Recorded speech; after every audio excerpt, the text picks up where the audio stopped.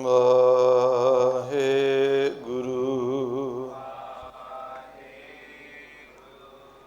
ਵਾਹਿਗੁਰੂ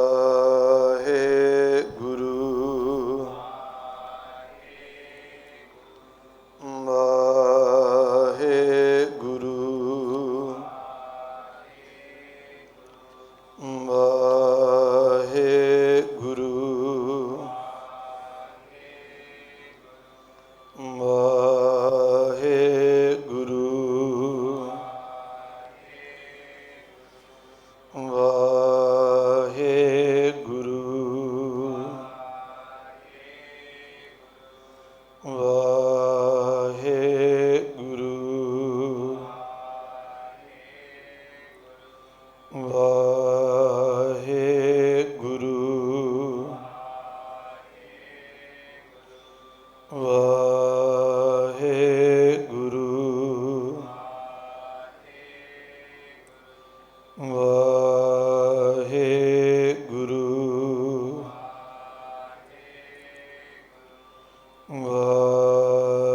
ਵਾਹਿਗੁਰੂ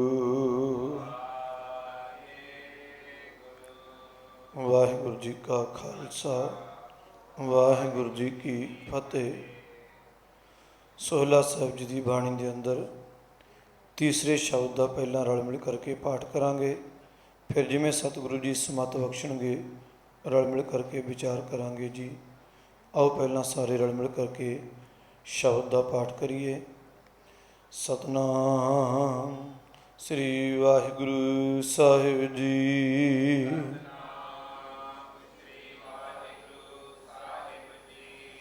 ਰਾਗ ਧਨਾਸਰੀ ਮਹੱਲਾ ਪਹਿਲਾ। ਗਗਨ ਮੈਂ ਥਾਲ ਰਵ ਚੰਦ ਦੀਪਕ ਬਨੇ, ਤਾਰਿਕਾ ਮੰਡਲ ਜਨਕ ਮੋਤੀ, ਧੂਪ ਮਲ ਆਨ ਲੋ ਪਵਨ ਚਵਰੋ ਕਰੇ, ਸਗਲ ਬਨ ਰਾਏ ਫੁਲੰਤ ਜੋਤੀ, ਕੈਸੀ ਆਰਤੀ ਹੋਏ ਭਵ ਖੰਡਨਾ ਤੇਰੀ ਆਰਤੀ, ਅਨਹਤਾ ਸ਼ਬਦ ਵਾਜੰਤ ਭੇਰੀ,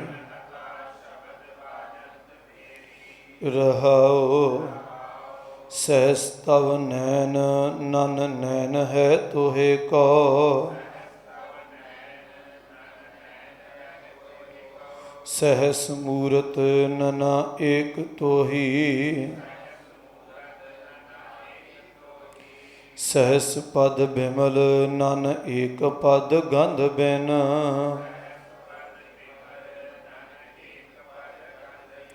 ਸਹਿਸ ਤਵ ਗੰਧ ਇਵ ਚਲਤ ਮੋਹੀ, ਸਭ ਮਹਿ ਜੋਤ ਜੋਤ ਹੈ ਸੋਏ, ਤਿਸ ਦਾ ਚਾਨਣ ਸਭ ਮਹਿ ਚਾਨਣ ਹੋਏ, ਗੁਰ ਸਾਖੀ ਜੋਤ ਪ੍ਰਗਟ ਹੋਏ, ਜੋ ਤਿਸ ਭਾਵੈ ਸੋ ਆਰਤੀ ਹੋਏ, ਹਰਿ ਚਰਨ ਕਮਲ ਮਕਰੰਦ ਲੋਭਿਤ ਮਨੋ, ਅਨ ਦਿਨੋ ਮੋਹਿ ਆਹੀ ਪਿਆਸਾ, ਕਿਰਪਾ ਜਲ ਦੇਹ ਨਾਨਕ ਸਾਰੰਗ ਕੋ, ਹੋਇ ਜਾਤੀ ਧੀਰੈ ਨਾਇ ਵਾਸਾ।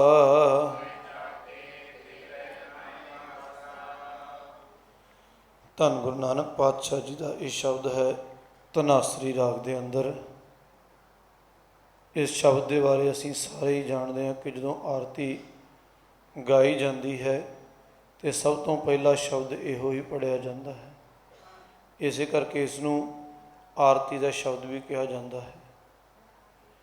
ਇਤਿਹਾਸ ਆਪ ਜੀ ਜਾਣਦੇ ਹੋ कि धन गुरु नानक पातशाह महाराज जी जदों जगन्नाथपुरी जड़ियाँ सनातन धर्म दीयां सतपुरियां दे विचों एक है, जिथे सनातन मत दे वलों भगवान मन्ने जाने वाले जगन्नाथ की विशाल मूर्ति भी है, बहुत वड्डा मंदिर है। उस थान दे उत्ते जदों गुरु नानक पातशाह जी अपने जीवन काल दे समय गए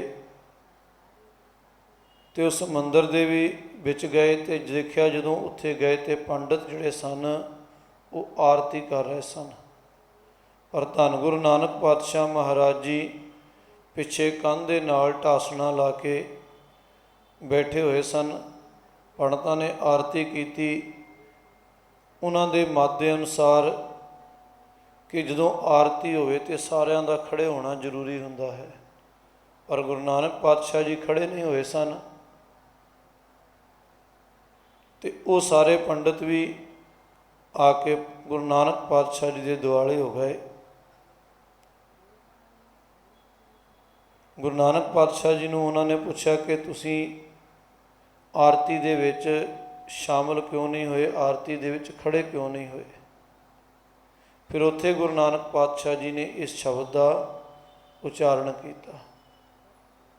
गुरु नानक पातशाह जी कृपा कर रहे हैं, शब्द के अंदर गगन में थाल रव चंद दीपक बने, इसका उच्चारण मैं नहीं करना है, गगन मैं नहीं करना, गगन मैं है।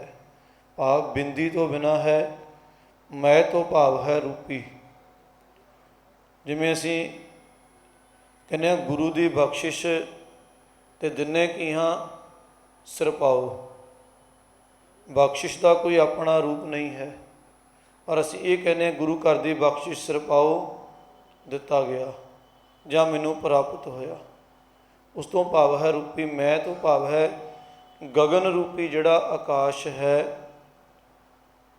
वो जिमें पंडित हत्थ दे विच थाली फड़ के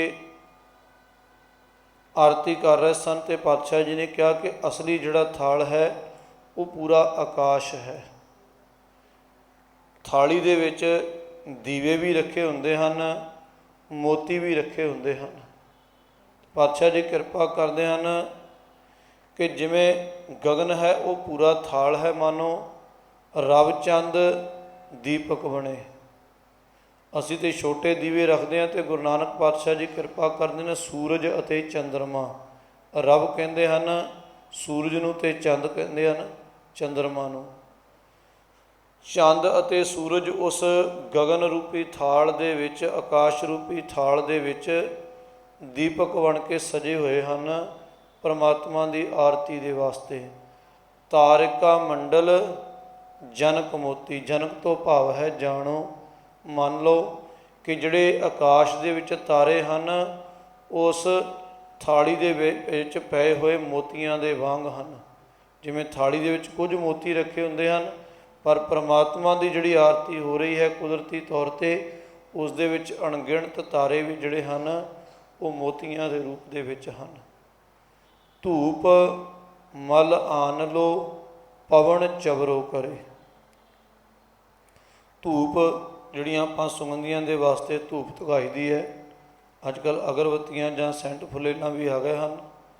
हुणे ही श्री अकाल तख्त साहिब तो एक हुक्मनामा भी जारी होया कि जिहड़ा असीं परफ्यूम वरतते हाँ किसी भी रूप दे विच गुरु ग्रंथ साहिब पातशाह जी दे उत्ते वो नहीं वरतना चाहिए, क्योंकि उस दे विच अल्कोहल होंदा है, शराब होंदी है, जिस दे नाल गुरु ग्रंथ साहिब जी की बेअदबी हो रही है।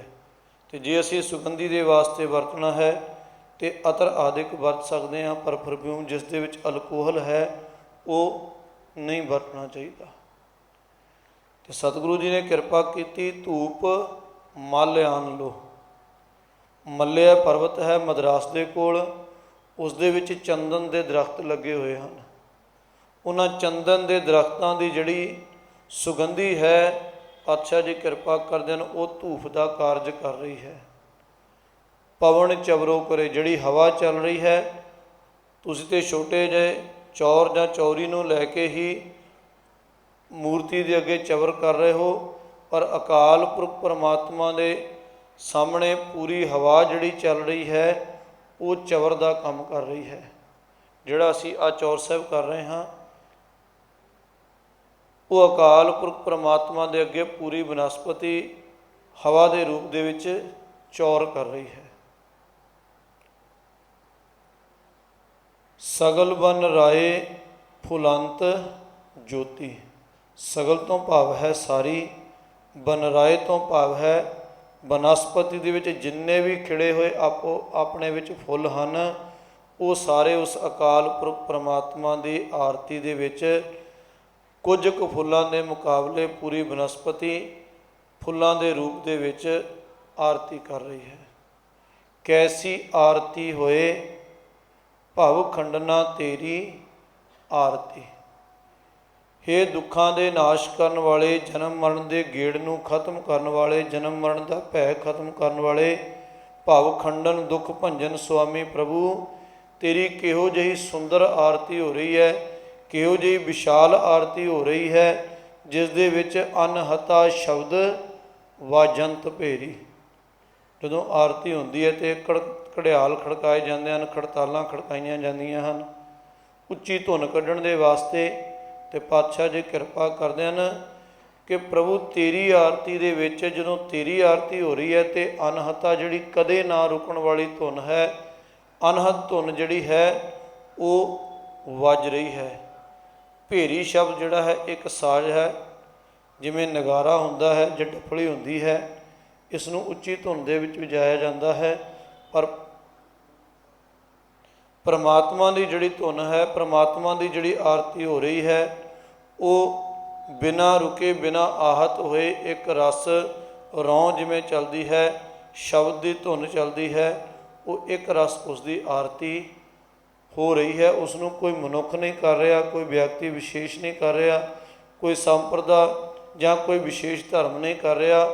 ਅਕਾਲ ਪੁਰਖ ਪਰਮਾਤਮਾ ਦੀ ਸਜੀ ਹੋਈ ਕੁਦਰਤ ਜਿਹੜੀ ਹੈ ਉਹ ਆਪਣੇ ਆਪ ਹੀ ਪਰਮਾਤਮਾ ਦੀ ਇਸ ਤਰੀਕੇ ਦੇ ਨਾਲ ਆਰਤੀ ਕਰ ਰਹੀ ਹੈ ਕਿ ਜਿਹੜਾ ਆਕਾਸ਼ ਹੈ ਉਹ ਥਾਲ ਦਾ ਕੰਮ ਕਰ ਰਿਹਾ ਹੈ, ਸੂਰਜ ਅਤੇ ਚੰਦਰਮਾ ਦੀਵਿਆਂ ਦਾ ਕੰਮ ਕਰ ਰਹੇ ਹਨ, ਤਾਰੇ ਮੋਤੀਆਂ ਦਾ ਕੰਮ ਕਰ ਰਹੇ ਹਨ, ਮੱਲਿਆ ਪਰਬਤ ਜਿਹੜਾ ਹੈ ਉਹ ਸੁਗੰਧੀ ਦਾ ਕੰਮ ਕਰ ਰਿਹਾ ਹੈ, ਹਵਾ ਜਿਹੜੀ ਹੈ ਉਹ ਚੌਰ ਦਾ ਕੰਮ ਕਰ ਰਹੀ ਹੈ, ਅਤੇ ਜਿਹੜੀ ਬਨਸਪਤੀ ਦੇ ਵਿੱਚ ਫੁੱਲੇ ਖਿੜੇ ਹੋਏ ਫੁੱਲ ਹਨ ਉਹ ਫੁੱਲਾਂ ਦੇ ਰੂਪ ਦੇ ਵਿੱਚ ਪਰਮਾਤਮਾ ਦੀ ਆਰਤੀ ਕਰ ਰਹੇ ਹਨ।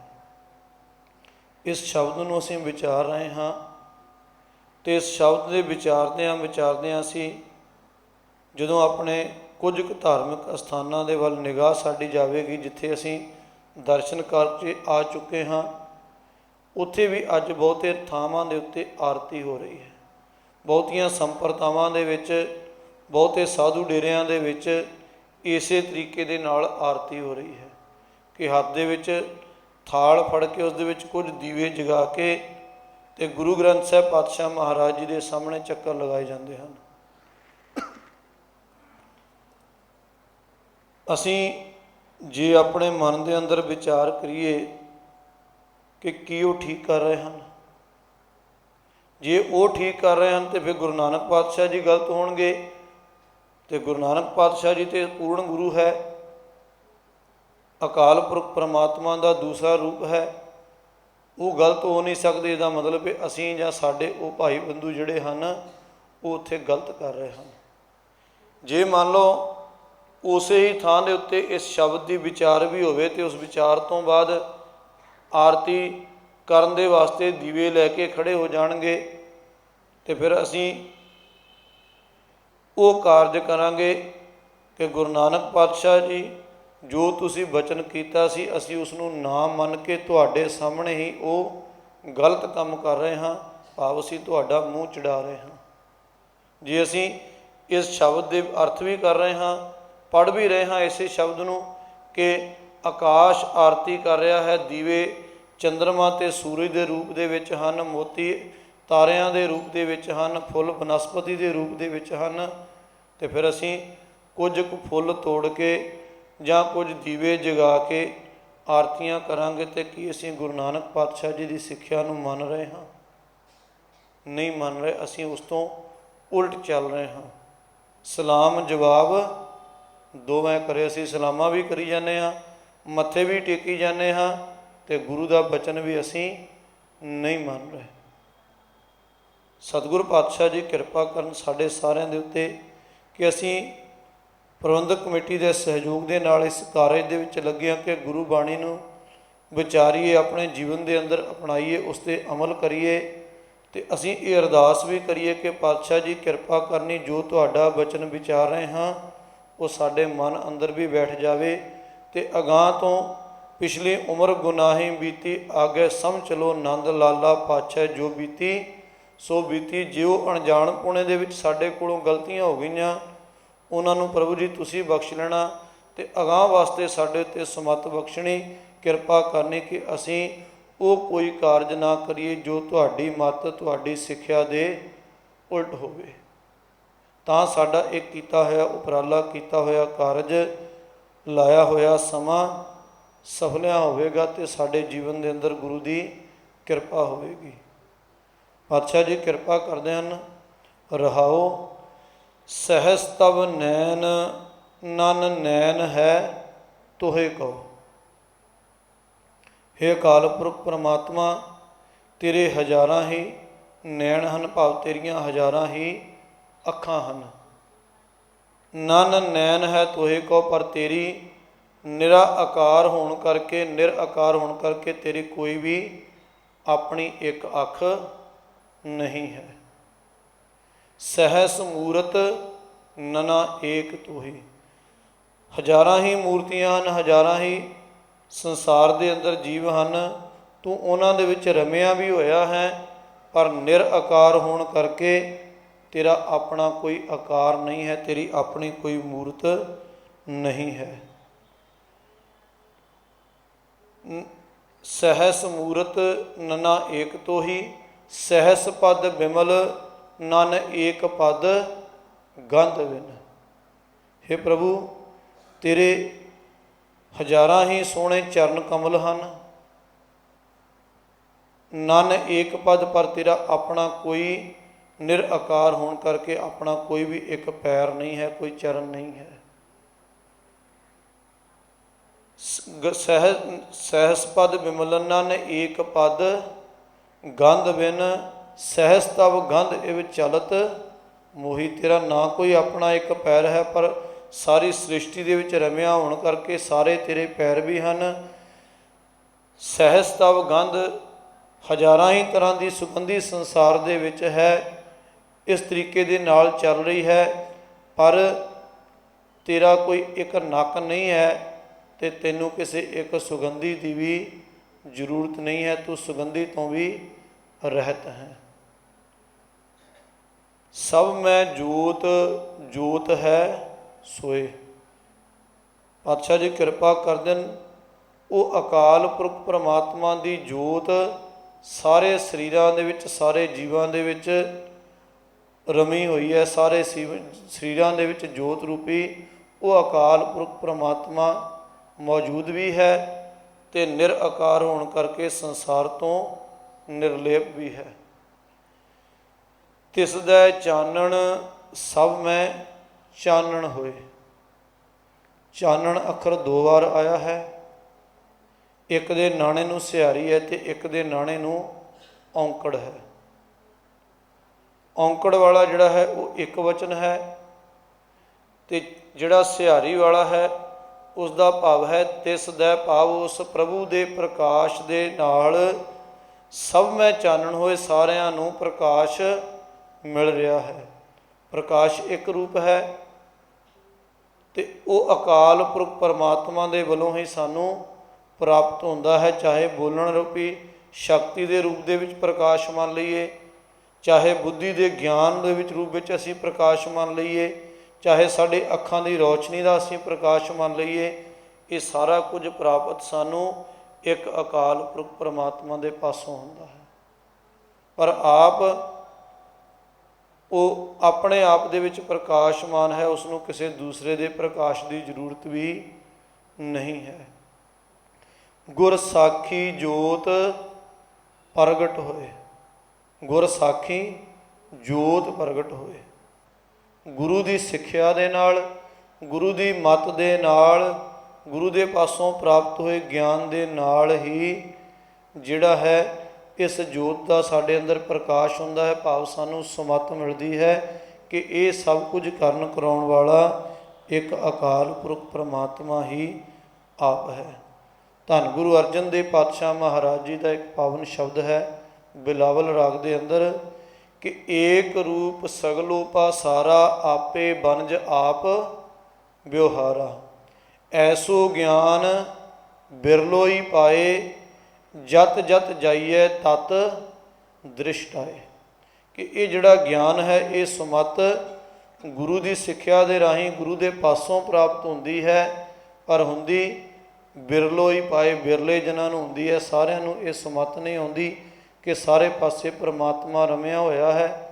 ਜਿਨ੍ਹਾਂ ਨੂੰ ਸਮਝ ਆਉਂਦੀ ਹੈ ਉਹ ਵਿਸ਼ਵਾਸ ਵੀ ਕਰਦੇ ਹਨ ਅਤੇ ਫਿਰ ਉਸ ਮਾਰਗ 'ਤੇ ਚੱਲ ਕੇ ਪਰਮਾਤਮਾ ਦਾ ਰੂਪ ਬਣ ਜਾਂਦੇ ਹਨ।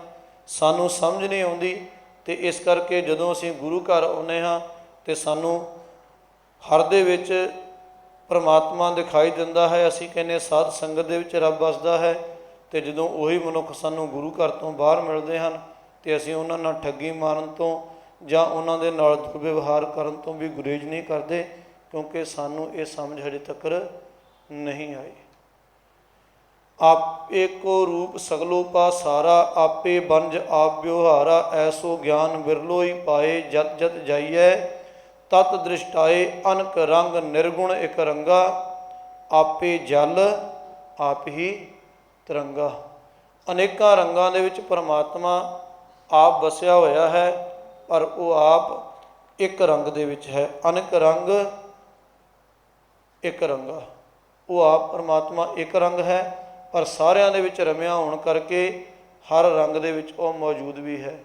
ਜਿਵੇਂ ਪਾਣੀ ਦੇ ਵਿੱਚ ਲਹਿਰਾਂ ਉੱਡਦੀਆਂ ਹਨ, ਪਾਣੀ ਇੱਕ ਹੀ ਹੁੰਦਾ, ਜਦੋਂ ਲਹਿਰਾਂ ਉੱਡਦੀਆਂ ਤਾਂ ਅਲੱਗ-ਅਲੱਗ ਦਿਖਾਈ ਦਿੰਦੀਆਂ ਹਨ, ਪਰ ਜਦੋਂ ਸ਼ਾਂਤ ਹੁੰਦੀਆਂ ਹਨ ਅਤੇ ਫਿਰ ਉਹ ਲਹਿਰਾਂ ਉਸੇ ਹੀ ਪਾਣੀ ਦਾ ਰੂਪ ਹੋ ਜਾਂਦੀਆਂ ਹਨ।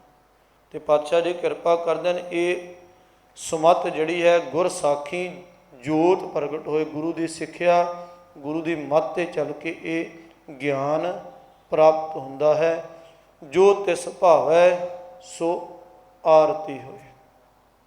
ਕਿ ਜੋ ਅਕਾਲ ਪੁਰਖ ਪਰਮਾਤਮਾ ਨੂੰ ਭਾਰਿਆ ਹੈ ਉਸ ਰਜ਼ਾ ਦੇ ਅਨੁਸਾਰੀ ਹੋ ਕੇ ਚੱਲਣਾ ਹੀ ਪਰਮਾਤਮਾ ਦੀ ਆਰਤੀ ਕਰਨੀ ਹੈ। ਕੋਈ ਦੀਵੇ ਲੈ ਕੇ, ਧੂਪ ਬੱਤੀਆਂ ਜਗਾ ਕੇ, ਜਾਂ ਕੁਝ ਕੁ ਫੁੱਲ ਲੈ ਕੇ, ਘੜਿਆਲ ਖੜਕਾ ਕੇ, ਸ਼ੰਖ ਵਜਾ ਕੇ ਆਰਤੀ ਕਰਨੀ ਪਰਮਾਤਮਾ ਦੀ ਆਰਤੀ ਨਹੀਂ ਹੈ। ਜੋ ਤਿਸ ਭਾਵੈ, ਜੋ ਪਰਮਾਤਮਾ ਨੂੰ ਭਾਰਿਆ ਹੈ, ਜੋ ਉਸ ਦੀ ਰਜ਼ਾ ਹੈ, ਉਸ ਦੀ ਰਜ਼ਾ ਦੇ ਅਨੁਸਾਰੀ ਹੋ ਕੇ ਚੱਲਣਾ ਹੀ ਪਰਮਾਤਮਾ ਦੀ ਸੱਚੀ ਆਰਤੀ ਕਰਨੀ ਹੈ। ਹਰਿ ਚਰਨ ਕਮਲ ਮਕਰੰਦ ਲੋਭਿਤ ਮਨੋ, ਅਨ ਦਿਨੋਂ ਮੋਹੇ ਆਹੀ ਪਿਆਸਾ। ਅਨ ਦਿਨੋਂ ਦੇ ਨੰਨੇ ਨੂੰ ਦੋ ਮਾਤਰਾਵਾਂ ਹਨ। ਇਸ ਦਾ ਭਾਵ ਹੈ ਅਨ ਦਿਨ, ਪਰ ਉਚਾਰਨ ਇਸ ਦਾ ਕਰਨਾ ਹੈ ਅਨ ਦਿਨੋਂ। ਔਂਕੜ ਵਾਲੀ ਮਾਤਰਾ ਦਾ ਇੱਥੇ ਉਚਾਰਨ ਨਹੀਂ ਕਰਨਾ, ਇੱਥੇ ਹੋੜੇ ਵਾਲੀ ਮਾਤਰਾ ਦਾ ਉਚਾਰਨ ਕਰਨਾ ਹੈ। ਮਕਰੰਦ ਹੁੰਦਾ ਹੈ ਜਿਹੜਾ ਫੁੱਲਾਂ ਦੇ ਵਿੱਚ ਰਸ ਕਹਿ ਲਓ, ਜਾਂ ਕਈਆਂ ਫੁੱਲਾਂ ਦੇ ਵਿੱਚ ਆਟਾ ਆਟਾ ਜਿਹਾ ਹੁੰਦਾ ਹੈ, ਬਹੁਤ ਮੁਲਾਇਮ ਮਕਰੰਦ ਉਸ ਨੂੰ ਕਿਹਾ ਜਾਂਦਾ ਹੈ। ਚਰਨ ਕਮਲ ਪਰਮਾਤਮਾ ਦੇ ਸੋਹਣੇ ਚਰਨ ਰੂਪੀ ਕਮਲਾਂ ਦਾ ਰਸ। ਲੋਭਿਤ ਮਨੋ, ਮੇਰਾ ਮਨ ਉਸ ਨਾਮ ਰਸ ਨੂੰ, ਪਰਮਾਤਮਾ ਦੇ ਸੋਹਣੇ ਚਰਨ ਰੂਪੀ ਕਮਲਾਂ ਦੇ ਰਸ ਨੂੰ ਅਨ ਦਿਨੋਂ ਮੋਹੇ ਆਈ ਪਿਆਸਾ। ਨਿਤਾ ਪ੍ਰਤੀ ਪਿਆਸ ਲਗਾਈ ਬੈਠਾ ਹੈ ਕਿ ਮੈਨੂੰ ਪਰਮਾਤਮਾ ਦੇ ਸੋਹਣੇ ਚਰਨ ਰੂਪੀ ਕਮਲਾਂ ਦਾ ਰਸ ਪ੍ਰਾਪਤ ਹੋ ਜਾਵੇ, ਮੈਨੂੰ ਪਰਮਾਤਮਾ ਦੇ ਪਾਸੋਂ ਨਾਮ ਰਸ, ਕਿਰਪਾ ਰਸ ਪ੍ਰਾਪਤ ਹੋ ਜਾਵੇ। ਕਿਰਪਾ ਜਲ ਦੇ ਨਾਨਕ ਸਾਰੰਗ ਕੋ। ਸਾਰੰਗ ਕਹਿੰਦੇ ਹਨ ਪਵੀਹੇ ਨੂੰ, ਜਿਹੜਾ ਸਵੰਤੀ ਬੂੰਦ ਦੇ ਵਾਸਤੇ ਹਰ ਵੇਲੇ ਬਿਰਲਾਪ ਕਰਦਾ ਹੈ। ਅਤੇ ਪਾਤਸ਼ਾਹ ਜੀ ਧੰਨ ਗੁਰੂ ਨਾਨਕ ਸਤਿਗੁਰੂ ਜੀ ਕਿਰਪਾ ਕਰਦੇ ਹਨ।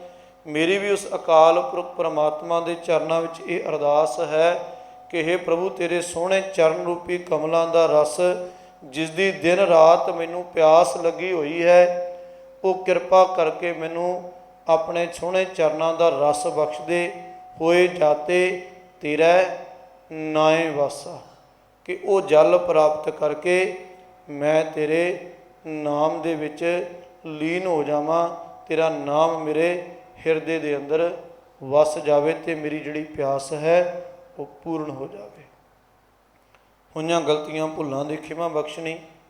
ਅਗਲੀਆਂ ਵਿਚਾਰਾਂ ਇਸ ਸ਼ਬਦ ਦੇ ਸੰਬੰਧ ਵਿੱਚ ਕੱਲ੍ਹ ਕਰਾਂਗੇ। ਆਓ ਇਸ ਦਾ ਪਾਠ ਕਰੀਏ, ਕਿਉਂਕਿ ਟਾਈਮ ਕੁਝ ਹੋ ਗਿਆ ਜ਼ਿਆਦਾ ਤੇ ਸਮਾਪਤੀ ਹੈ ਇਸ ਤੋਂ ਬਾਅਦ ਜੀ। ਰਾਗ ਧਨਾਸਰੀ ਮਹੱਲਾ ਪਹਿਲਾ। ਗਗਨ ਮੈਂ ਥਾਲ ਰਵ ਚੰਦ ਦੀਪਕ ਬਨੇ, ਤਾਰਿਕਾ ਮੰਡਲ ਜਨਕ ਮੋਦੀ, ਧੂਪ ਮਲ ਆਨਲੋ ਪਵਨ ਚਵਰੋ ਕਰੇ, ਸਗਲ ਬਨ ਰਾਏ ਫੁਲੰਤ ਜੋਤੀ, ਕੈਸੀ ਆਰਤੀ ਹੋਏ, ਭਵ ਖੰਡਨਾ ਤੇਰੀ ਆਰਤੀ, ਅਨਹਤਾ ਸ਼ਬਦ ਵਾਜੰਤ ਭੇਰੀ, ਰਹਾਓ ਸਹਿਸ ਤਵ ਨੈਨ ਨਨ ਨੈਨ ਹੈ ਤੋਏ ਕੋ, ਸਹਿਸ ਮੂਰਤ ਨਨਾ ਏਕ ਤੋਹੀ, ਸਹਿਸ ਪਦ ਬਿਮਲ ਨਨ ਏਕ ਪਦ ਗੰਧ ਬਿਨ, ਸਹਿਸ ਤਵ ਗੰਧ ਇਵ ਚਲਤ ਮੋਹੀ, ਸਭ ਮਹਿ ਜੋਤ ਜੋਤ ਹੈ ਸੋਏ, ਤਿਸ ਦੈ ਚਾਨਣ ਸਭ ਮਹਿ ਚਾਨਣ ਹੋਏ, ਗੁਰ ਸਾਖੀ ਜੋਤ ਪ੍ਰਗਟ ਹੋਏ, ਜੋ ਤਿਸ ਭਾਵੈ ਸੋ ਆਰਤੀ ਹੋਏ, ਹਰਿ ਚਰਨ ਕਮਲ ਮਕਰੰਦ ਲੋਭਿਤ ਮਨੋ, ਆਨੰਦਿਨੋ ਮੋਹਿ ਆਹੀ ਪਿਆਸਾ, ਕਿਰਪਾ ਜਲ ਦੇਹ ਨਾਨਕ ਸਾਰੰਗ ਕੋ, ਹੋਏ ਜਾਤੀ ਤੇਰੇ ਨਾਏ ਵਾਸਾ। ਵਾਹਿਗੁਰੂ ਜੀ ਕਾ ਖਾਲਸਾ, ਵਾਹਿਗੁਰੂ ਜੀ ਕੀ ਫਤਿਹ।